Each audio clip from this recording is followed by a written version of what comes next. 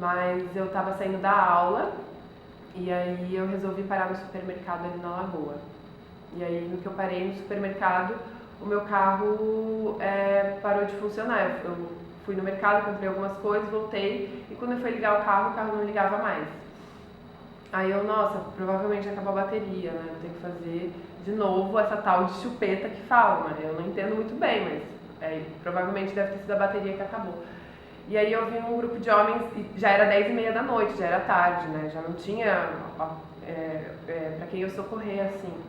Aí eu também não tenho seguro do carro, aí eu falei, não, você tem que pedir ajuda pros homens ali que estão ali encostados na parede, vou perguntar pra eles se eles podem me ajudar. Aí eu perguntei pra eles se eles poderiam ajudar eu a fazer a chupeta do carro, né, que a bateria tinha acabado. E aí eles, nisso um deles olhou pro outro, que era um grupo grande, tinham 5 homens, um deles falou assim, quem que vai fazer a chupeta na mulher? É um pouco uma demarcação de território, né? É dizer, quando eles dizem assim, quando eles estão dizendo, eles estão te colocando num lugar, estão dizendo, a rua não é o teu lugar. Você não deveria estar andando aqui, né? Esse lugar aqui é nosso, esse território é nosso, e você é que é a estranha aqui, então eu posso falar qualquer coisa, né? Por outro lado, essa ideia de impunidade, de que isso até seria um elogio para a mulher, dizer para ela que ela é bonita, que ela é gostosa e tal. E muitos dos homens que fazem essas cantadas, racionalmente, eles não pensam assim, eu estou fazendo uma violência, eu quero, né? Não, é uma coisa que eles até acham que estão fazendo um elogio, muitas vezes. Há um universo cultural que naturaliza essa relação da mulher como objeto, né? Como objeto do homem, onde o homem pode se autorizar a fazer algo que deseja, seja dar uma cantada, passar a mão. Então, de fato, isso é muito naturalizado. Mas as discussões de gênero nos permitem, como uma ferramenta teórica, a olhar disso de outro modo, né? A problematizar minimamente isso, que essa não deve ser uma relação instituída ou naturalizada. Porque às vezes a gente naturaliza muitos comportamentos e usa muito dizendo que é cultural, mas se esquece que também a gente pode desconstruir esse cultural. E a gente tenta sempre mostrar que todos os nossos atos, eles podem ser mínimos. Às vezes tem uma consequência que às vezes ela não é imediata, mas que tu vai, de certa forma, naturalizando isso e vai cada vez mais, vamos dizer assim, fazendo com que o machismo ele se mostre muito presente. Às vezes no teu próprio dia a dia, no seu próprio fio, eu acho que é uma coisa muito inocente. Mas por que o fio? E por que se a mulher, por exemplo, fizer o fio, como ela é classificada? Ela é classificada como uma vadia, ou uma sem vergonha. E o homem não, ele é homem. Ele pode. Nisso eu respondi fui bem firme no que eu falei, ninguém aqui vai fazer chupeta. E aí eles falaram, nossa, desculpa, ficou bravinha, desculpa moça, não sei o quê. E ficou por isso, assim, aí eu voltei, só que esses mesmos caras que falaram isso foi quem me ajudou a fazer, a colocar a bateria no carro de novo, sabe? Eles me ajudaram a ligar o carro de novo. Então, ao mesmo tempo, eu tava refém, tipo, sei lá, tava na mão deles, não tinha mais ninguém, já era tarde. Eles me ajudaram, de uma certa forma, eu tive que engolir aquilo também, né? Então, isso foi o pior, assim, também, que depois eu fiquei pensando, nossa, mesmo pessoa que, tipo... Porque isso é uma violência. Isso ocorre. Tem a violência psicológica, que muitas vezes, no caso dos casais, é no sentido de menosprezar aquela pessoa, de ficar dizendo, porque você não faz nada mesmo, não serve para nada mesmo, esse tipo de coisa que ao longo de vários anos isso vai sendo internalizado muitas vezes, e isso às vezes se faz com as meninas também, né, em casa, e às vezes as próprias mães às vezes fazem isso também com as meninas, né? Então também não é uma coisa só que os homens façam. Mas até porque elas foram ensinadas assim e também é uma situação complexa isso, né? E tem esse tipo de coisa que é na rua, né? Também faz parte dessa violência psicológica, né? Essas cantadas, esses constrangimentos, né? Porque não deixa de ser um constrangimento. E realmente é uma questão complexa, porque as mulheres também são criadas dentro dessa cultura. Eu falei, vou ter que escrever isso, né? Tipo, vou colocar isso na rede social, vou problematizar. Escrevi o fato e coloquei algumas perguntas no final. Eu perguntei, é só uma brincadeira? É engraçado? Eu não tive senso de humor? Homens são assim mesmo, né? É natural? É normal? Você tá... Ai, moça, você só tá... Porque às vezes tem muito isso, você só tá escandalizando, você só tá... O que a gente ouve muito é que a gente fica brava por qualquer coisa, né? Não é qualquer coisa, não é normal, não acredito que seja natural, não é natural.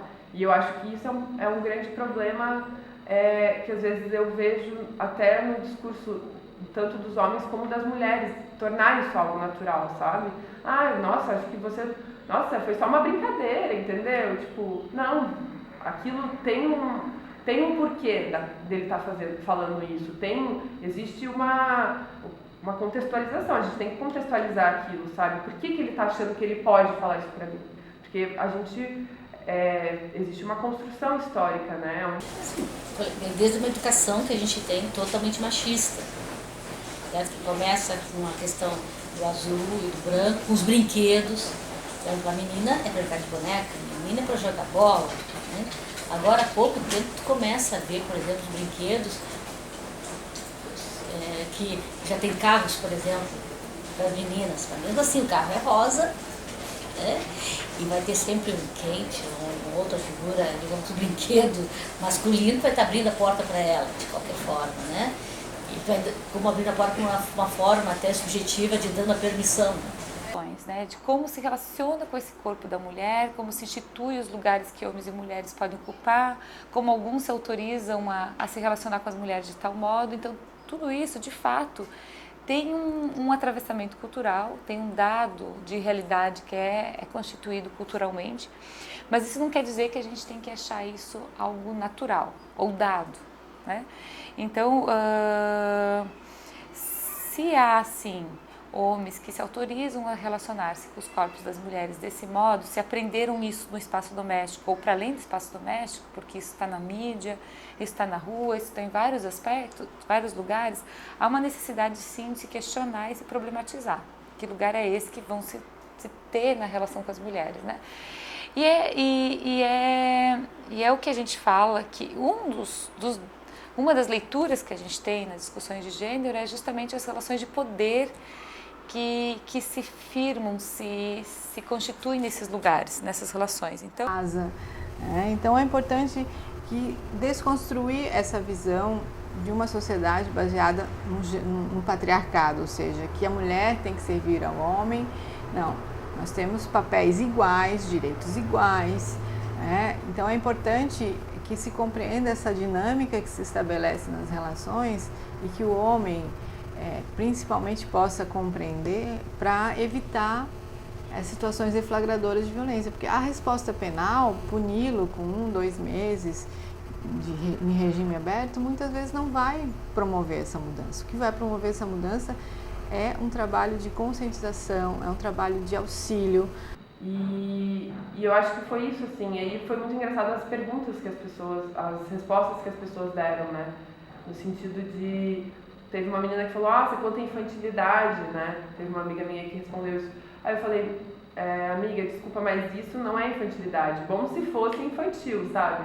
O infantil ainda é uma coisa legal, pura, criança, bom se fosse isso, né? Isso se chama machismo, sabe? E é por isso que quando eu pergunto, homens são assim mesmo? Eu respondo, não, entende? Os homens não são assim mesmo. Eu conheço homens muito legais que não são assim, entende? Mas eu digo que a grande maioria ainda é machista e eu acredito que a gente pode mudar e é por isso que a gente não pode se tornar algo natural, naturalizar, porque se a gente torna algo natural, a gente não faz nada para mudar, né? Tipo, é natural e a gente não pode mudar isso, sabe? Não, a gente pode mudar isso. Eu acho que e as mulheres, a gente tem um grande papel nisso, assim, de...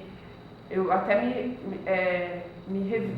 revi, né, nessa situação e eu sei que para a próxima talvez eu já me posicione de uma outra forma, sabe? De uma forma de estar reeducando, né? Eles são educados de uma forma, eu acho que é fazer uma reeducação, de falar, por que você está falando isso? Você sabe por que você está falando isso? Né? Isso não é uma brincadeira de qualquer brincadeira que você está falando, isso existe, né, toda uma história por trás. Em determinadas situações com relação às mulheres, né, com a defesa da honra, com a defesa, né, com essa questão da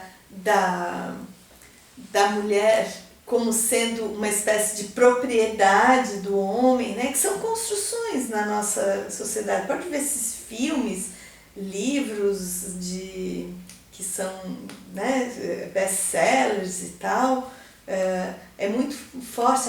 Eu sou sua, você é minha, né? É como se isso fosse uma prova de amor, como se fosse uma declaração de amor, e, na verdade uma declaração de propriedade. E a violência então seria uma forma de defender essa sua honra e essa sua propriedade, né? Eu coloquei, logo depois que ele falou isso, eu me posicionei e falei, não, é que ninguém vai fazer chupeta nenhuma, né? E o cara falou assim, não precisa ficar tão brava, né? E teve gente que falou, isso, por que você ficou tão brava? Era só uma brincadeira. Teve gente que falou isso, entende? E é isso que é o mais problemático, né? Você achar que é uma brincadeira é normal, sabe? É natural, é uma brincadeira só. E aí no final do post eu termino falando isso, assim, se é uma brincadeira, eu não sei brincar disso, né? E espero que nenhuma mulher saiba brincar disso, porque não é uma brincadeira, né? Não é uma brincadeira, é um assédio, né?